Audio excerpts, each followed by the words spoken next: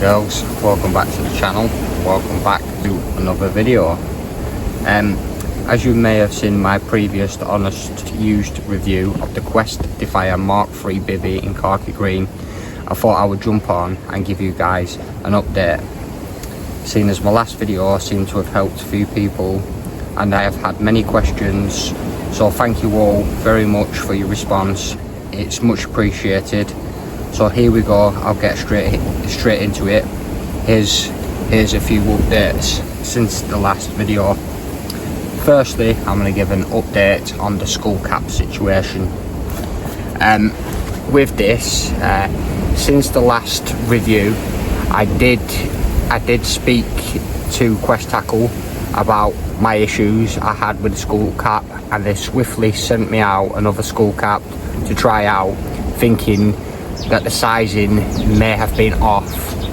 And honestly, I'm still not overly impressed with how slack it is when it's on the bivvy. As previously said, when it's in the wind it flaps around and it makes a lot of noise. However, I had a little play tweak with it and seem to have found a solution. The solution being as simple as a overhand knot in the center of the attachment straps, and I also wrap a couple of the straps around the actual main poles, which I feel also helps tension the skull cap. Here's a clip of what I've done,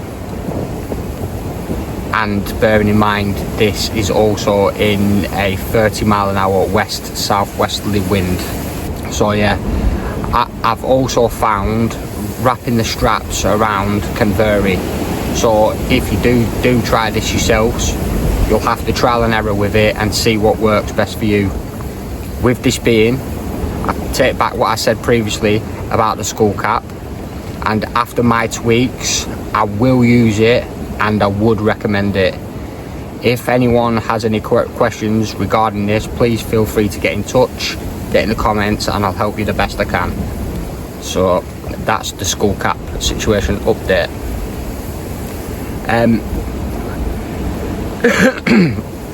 Also as well, since the last video, the stone pole attachments, which I'll put a picture up now.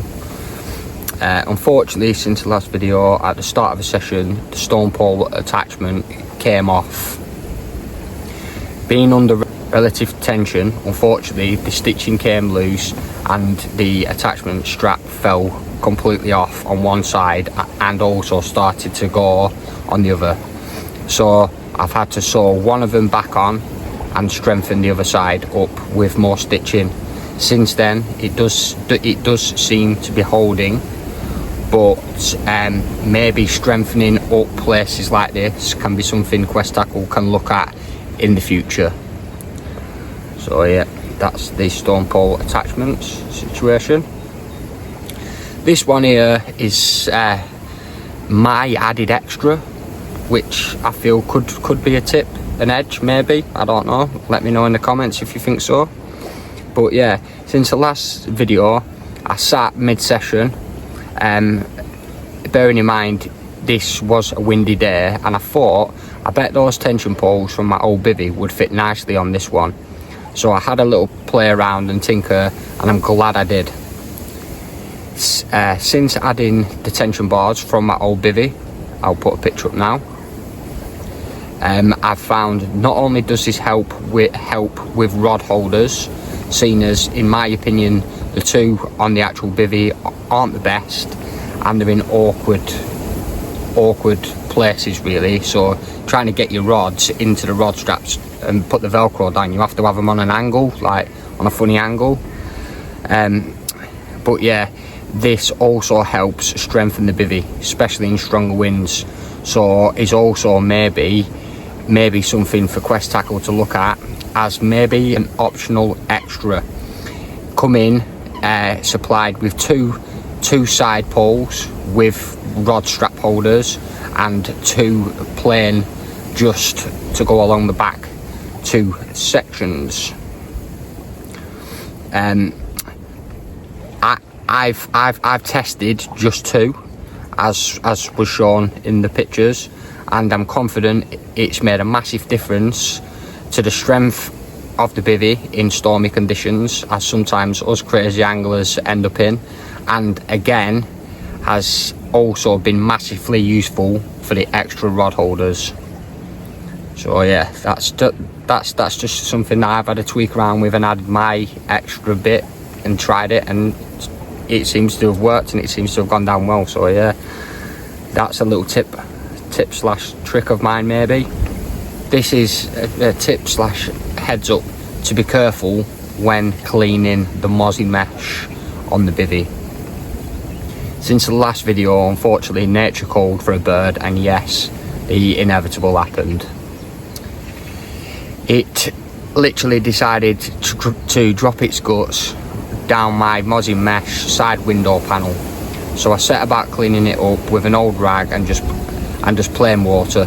Upon lightly scrubbing slash cleaning the mess away, I think maybe the friction put scuffing mark slash hole in the side mozzie mesh I'd seen in this clip.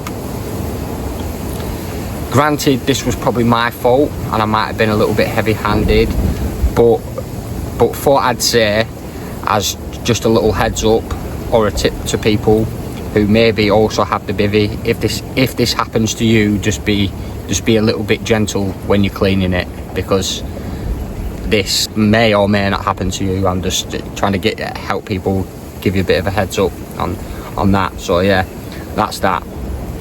And yeah, say heads up again. But yeah, this is I've sectioned this one as heads up, and there is no pun intended with this at all.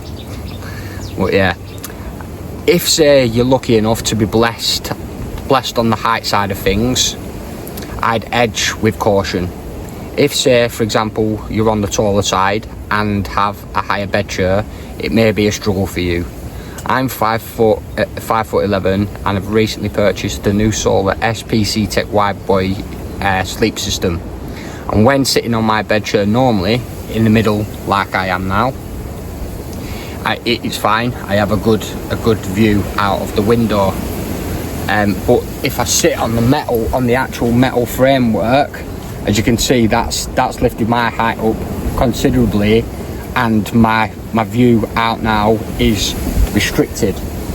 So obviously, with that being said, if you do have a high bed chair and you are really tall, you're basically going to be in the clouds and you're not going to be able to see much out the door. Well yeah, that was just a bit of a heads up. You know, it might be of help to someone tall who's been looking at buying the bivvy maybe. Right, so yeah, I'm going to give like a roundup now of what I've found since, basically. Right, I just want to say and make this clear, in no way am I saying do not buy this bivvy, as I still would recommend it. I'm just simply trying to help like-minded anglers who may be on a budget get the best bivvy for your money by giving you my 100% honest used review. Since the last video, around 10 plus people have messaged me thanking me for the video, my honesty, details, and I've since then gone ahead after being very wary and have purchased themselves this bivvy. This is a bivvy I know they are going to thoroughly enjoy using and will be very happy with. So yet again, here's the big question: would I still recommend the Quest Defier Mark III bivvy? Drum roll please. And the answer is yes, I would 100% recommend the bivvy. It's a great all-rounder at a very reasonable price tag. Maybe with a few tweaks here and there, this bivvy, and again I know this is a very bold statement to make, would be the best bivvy around for the money. So yeah, if anyone has any questions, please feel free to drop a comment or message me, and I'll do my very best to help you the best I can. Also guys and girls, do not be afraid to message Quest Tackle themselves, as from experience they will be more than happy to help, answer any questions, and also have fantastic customer service. So thanks for taking the time to watch. I hope you found it useful. If you liked the video, please give it a thumbs up, smash that subscribe button and hit the bell icon so you don't miss any videos going forward. So yeah, that's all I've got to say on that. If you're down the bank, tight lines. If you're not, get your ass down the bank. You know, it makes sense. I'll catch up with you soon.